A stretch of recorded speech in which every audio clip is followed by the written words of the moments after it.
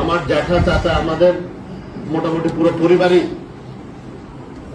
আলহামদুলিল্লাহ ইসলামী দ্বীনি প্রচার এবং প্রসারের সাথে জড়িত। আমরাও ক্ষুদ্রভাবে খুবই অল্প পরিসরে, আমার বাবা অনেক বৃহৎ পরিসরে, আমি অল্প পরিসরে কিছু দ্বীনি খেদমত করার চেষ্টা করছি। তো আমি বিশ্বাস করি ইসলাম শান্তির ধর্ম, ইসলামই হচ্ছে মুক্তির পথ।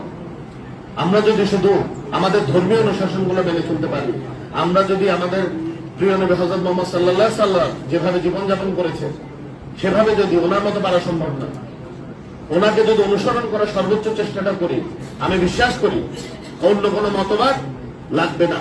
ইনশাআল্লাহ বাংলাদেশ একটি শান্তির জনপদ হবে, বাংলাদেশ একটি উন্নত এবং সমৃদ্ধ জনপদ হবে ইনশাআল্লাহ আমি বিশ্বাস করি। এই 55 বছরের ইতিহাসে প্রথম এই কওমি বোর্ড থেকে ইসলামিক ফাউন্ডেশনের মহাপরিচালক নিযুক্ত হয়েছে।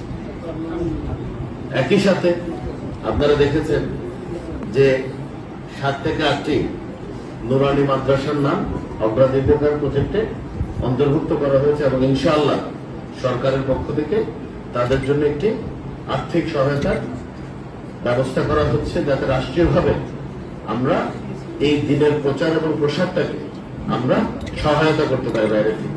এই 55 বছরের প্রথমবারের মতো কওমি সনদধারী সকল সরকারি ধর্মীয় শিক্ষকদের একটি গ্যাজেটও ইতিমধ্যে সরকার প্রকাশ করেছে।